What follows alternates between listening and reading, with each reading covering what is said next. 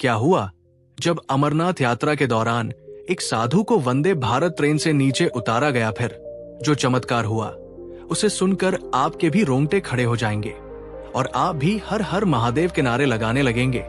दोस्तों, अमरनाथ यात्रा इस वर्ष 3 जुलाई से शुरू हो रही है, जो करीब 9 अगस्त तक चलेगी। ये यात्रा पूरे 38 दिनों तक निरंतर चलती रहेगी हिमालय की गोद में बसी एक ऐसी गुफा जहां पर बर्फ से स्वयं प्रकट होते हैं देवाधिदेव भगवान शिव, जो हर साल दोस्तों मात्र केवल 40 से 50 दिनों की अवधि के लिए ही खोली जाती है। हर साल लाखों श्रद्धालु अपनी जान जोखिम में डालकर बर्फबारिश और पत्थरों के बीच एक ही दर्शन के लिए निकल पड़ते हैं, और वो है बाबा बर्फानी के दर्शन। ये कोई आम यात्रा नहीं है, ये है आस्था की परीक्षा, ये है विश्वास की प्रकाष्ठा, ये है दोस्तों महादेव से मिलने का जुनून, जहां सांसें थमती हैं और आत्मा बोल उठती है हर हर महादेव। तो दोस्तों चलिए आज हम आपको बाबा बर्फानी में घटे कैसे चमत्कारी घटना की ओर ले जाते हैं, जिसे सुनकर आप भी हर हर महादेव और जय बाबा बर्फानी के नारे लगाने लगेंगे। दोस्तों, हजारों वर्षों से एक कथा सुनाई जाती है कि जब भगवान शिव ने पार्वती माता को अमृता का रहस्य सुनाया था, तो वही स्थान बना जो कि अमरनाथ कहलाता है। दोस्तों कहते हैं वहां केवल वही पहुंचता है जिसे महादेव स्वयं बुलाते हैं, और ये कोई यात्रा नहीं है, ये है मुक्ति का मार्ग, ये है उस रहस्य तक पहुंचने की कोशिश जो सृष्टि और विनाश के बीच छिपी हुई है। तो आइए आज हम आपको एक ऐसे बाबा बर्फानी के चमत्कार की ओर ले जाते हैं। दोस्तों, बिल्कुल ध्यान से पूरी कहानी में हमारे साथ बने रहिएगा। बोलिए जय बाबा बर्फानी। आइए शुरुआत करते हैं, लेकिन यात्रा शुरू होने से पहले ही अभी हाल ही में एक बहुत बड़ा चमत्कार सुनने में आ रहा है। महाकाल नगरी उज्जैन के प्रसिद्ध संत साधु त्रिलोकानंद महाराज हर वर्ष की तरह इस वर्ष भी अमरनाथ यात्रा के लिए उज्जैन से निकल पड़े थे। साधु त्रिलोकानंद एक बहुत ही दिव्य साधु थे। माना जाता है कि त्रिलोकानंद जी महाराज अपनी बंद आंखों से ही भविष्य देख लेते हैं। त्रिलोकानंद महाराज हर साल बाबा बर्फानी के दर्शन करने के लिए अमरनाथ जाते ही जाते हैं, और इस वर्ष अमरनाथ यात्रा शुरू होने के करीब 20 दिन पहले ही वे अपने नगर उज्जैन से निकल चुके थे। बस के माध्यम से सबसे पहले वे दिल्ली पहुंचे, लेकिन अब दिल्ली से सीधा उन्हें कटरा जाना था ट्रेन के माध्यम से। लेकिन दिल्ली से कटरा जाने वाली ट्रेन पकड़ने में साधु त्रिलोकानंद जी को देरी हो गई और वो ट्रेन साधु जी के हाथों से निकल गई। अब साधु त्रिलोकानंद जी को पूरे एक दिन का इंतजार करना था, लेकिन त्रिलोकानंद जी महाराज के पास इतना समय नहीं था। अगली ट्रेन थी वंदे भारत, जो कि दिल्ली से सीधा कटरा जा रही थी। वंदे भारत ट्रेन एक लग्जरी ट्रेन है जो कि काफी महंगी होती है, और इस ट्रेन में जनरल डिब्बे भी नहीं होते हैं। त्रिलोकानंद जी महाराज ने जब आसपास पूछा तो लोगों ने कह दिया कि ये वंदे भारत ट्रेन है जो सीधा कटरा जा रही है। फिर क्या था, त्रिलोकानंद जी महाराज तुरंत वंदे भारत ट्रेन में चढ़ गए। बिना कंफर्म टिकट के शाम में ही एक सीट खाली थी, उस पर जाकर त्रिलोकानंद जी महाराज बैठ गए और कुछ ही देर में ट्रेन चल पड़ी। लेकिन अब जो होने वाला था वो आपकी सोच से भी परे है। दोस्तों, अब एक ऐसा चमत्कार होने वाला था, एक ऐसी घटना वहां पर उस वंदे भारत ट्रेन में घटने वाली थी जिसे आप सुनेंगे तो आपके भी रोंगटे खड़े हो जाएंगे। लेकिन उससे पहले महादेव के सच्चे भक्त कमेंट बॉक्स समय हर हर महादेव जरूर लिखिए और इस वीडियो को लाइक जरूर करिएगा, और कमेंट बॉक्स में जरूर बताइएगा कि क्या आप भी अमरनाथ यात्रा इस वर्ष करने वाले हैं या नहीं, या फिर आप पहले अमरनाथ बाबा के दर्शन कर चुके हैं। कमेंट में जरूर बताइएगा आपको अमरनाथ धाम कैसा लगा। कमेंट में अपनी राय जरूर दीजिएगा। आइए अब जानते हैं कि आखिर क्या हुआ था उन साधु के साथ जैसे ही अगला स्टेशन आया। उससे पहले ही त्रिलोकानंद महाराज ध्यान में और तपस्या में अपनी सीट पर ही लीन हो गए थे।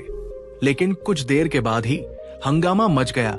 एक मुस्लिम युवक अगले ही स्टेशन पर वंदे भारत में चढ़ गया। जब उसने देखा कि उसकी सीट पर एक साधु तपस्या कर रहे हैं बैठे बैठे, तो उसने तुरंत साधु को कहा कि ये मेरी सीट है, आप यहाँ से उठ जाइए, आपको यहाँ से उठना होगा। लेकिन साधु त्रिलोकानंद जी तो तपस्या में लीन थे, वो टस से मस नहीं हो रहे थे, उनकी आंखें तक नहीं खुल रही थी।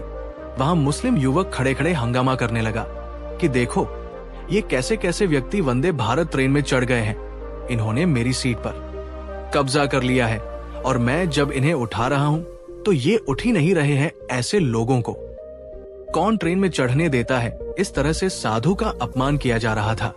इतने में ही वहां पर बहुत सारी भीड़ खड़ी हो जाती है और टीटीई भी आ जाता है और वहां पर कुछ पुलिस वाले भी आकर खड़े हो जाते हैं। जब पूछा जाता है तो वो मुसलमान व्यक्ति पुलिस को कहता है, ये मेरी सीट है और मेरी सीट पर देखो ये साधु बैठकर तपस्या कर रहा है, और इस तरह से नई नई बातें बनाकर हंगामे करने लगता है। इसके बाद जब पुलिस वाला उन साधु महात्मा को धीरे से जगाने की कोशिश करता है तो भी वो साधु महात्मा अपनी तपस्या से बाहर नहीं आते हैं।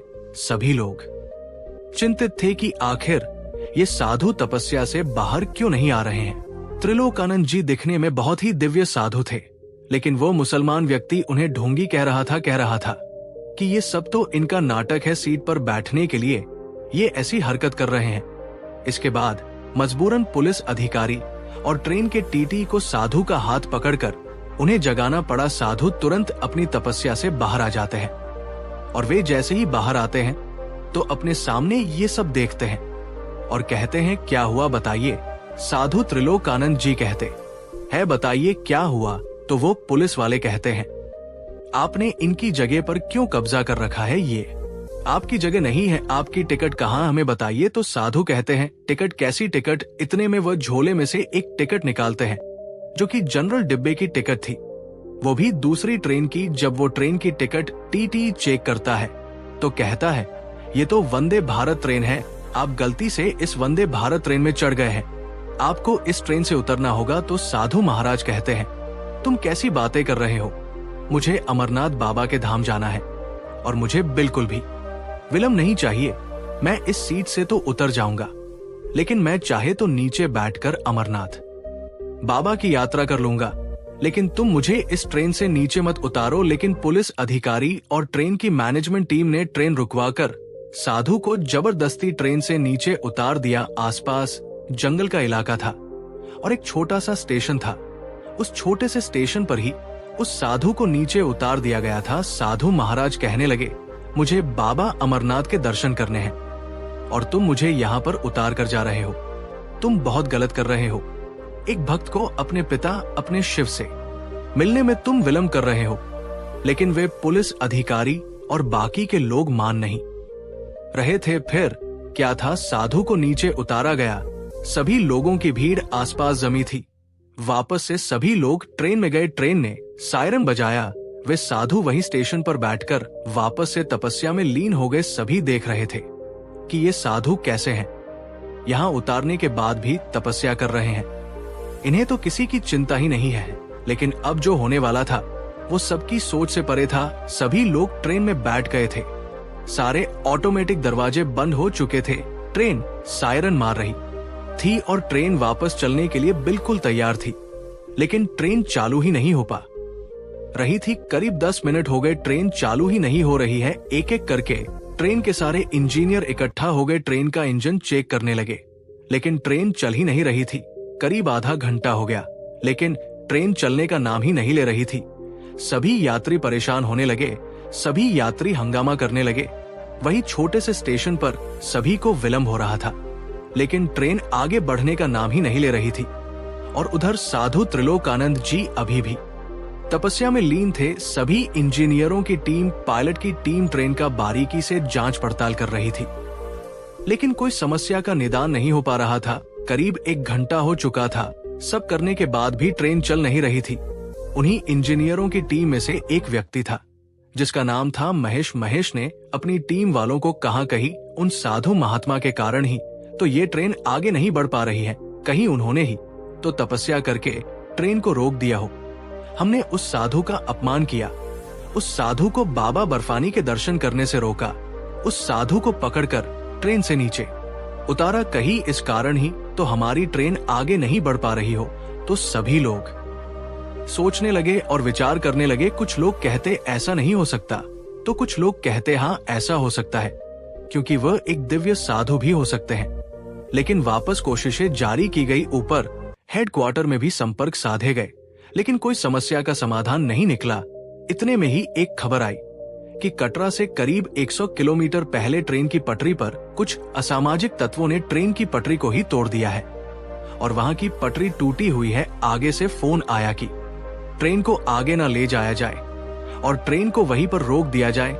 जब ये बात सभी इंजीनियरों और पायलटों ने सुनी तो उनके रोंगटे खड़े हो गए। अगर ये ट्रेन लगातार उस समय चलती रहती और खराब नहीं होती तो आगे पटरी पर से ट्रेन पलट जाती और दुर्घटना में बहुत बड़ी घटना घट सकती थी, कई लोगों की जान जा सकती थी। लेकिन अगर ट्रेन खराब हुई है तो जरूर ये महादेव का ही आशीर्वाद रहा। सभी लोगों ने सोचा ये तो इन साधु महात्मा का ही चमत्कार है। सभी इंजीनियरों की टीम और पायलटों की टीम साधु महाराज के पास गए, उनके चरणों में गिरकर माफी मांगने लगे और कहने लगे, आप तो बहुत ही दिव्य साधु हैं।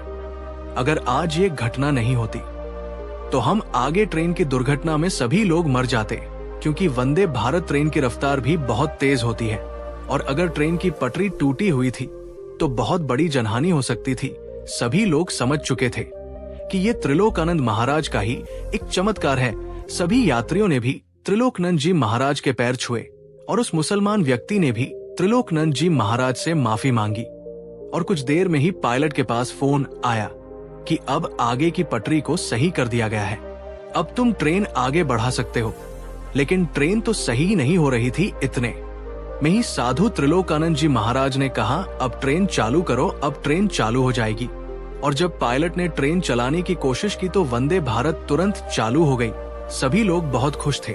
सभी हवलदारों, पुलिस अधिकारियों और पायलटों ने साधु त्रिलोकानंद जी का सम्मान किया और उन्हें ससम्मान ट्रेन में बिठाया और उन्हें कटरा तक ले गए। अगर आज साधु त्रिलोकानंद जी महाराज नहीं होते तो एक बहुत बड़ी जनहानि हो सकती थी। इसके बाद कटरा पहुंचकर साधु त्रिलोकानंद जी महाराज का सम्मान किया गया। वही स्टेशन पर सभी लोगों ने साधु त्रिलोकानंद जी के चरण स्पर्श किए और इसके बाद साधु त्रिलोकानंद जी ने अपनी यात्रा की शुरुआत करी। सबसे पहले वे माता वैष्णो देवी के धाम गए, वहां पर दर्शन करके अपनी आगे अमरनाथ की यात्रा वो भी पैदल पैदल शुरू कर दी।